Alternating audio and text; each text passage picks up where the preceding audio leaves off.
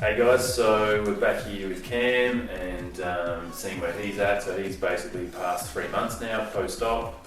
So it's around that time frame where we want to check out some more serious outcome measures to see if he's ready to start running. So the things we want to look at with Cam is strength of his quads, strength of his calf, strength of his hamstrings, trunk control, some balance measures as well, looking at his single leg control, and if he can pass all those measures, happy for him to start doing some running.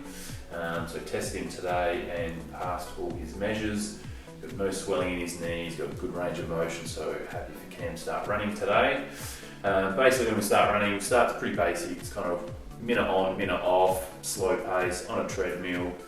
Just make sure his knee can tolerate those loads. If you can tolerate that after a few weeks, then we'll start to building him up so that he's doing 2 minutes on, 1 minute off. And then if you can tolerate that for a few weeks, then we'll start to look at some continuous running. So when we're looking at starting to run, it's not, okay, you're ready to go now, off you go, and you can just do whatever. It is this slow progression just to make sure his knee can tolerate those loads.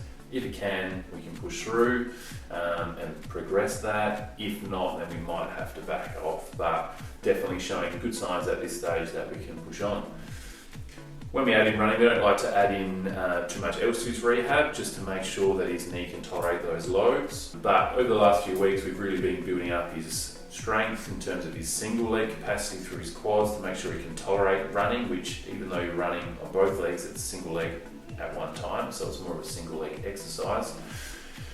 And he's been progressing really well, so his strength's getting a lot better, his control's getting a lot better as well, and his balance and proprioception is improving quite a bit as well. Going forwards from here, if his knee can tolerate those loads, like I said, we'll build up his running, but we want to start to increase his motor control exercises.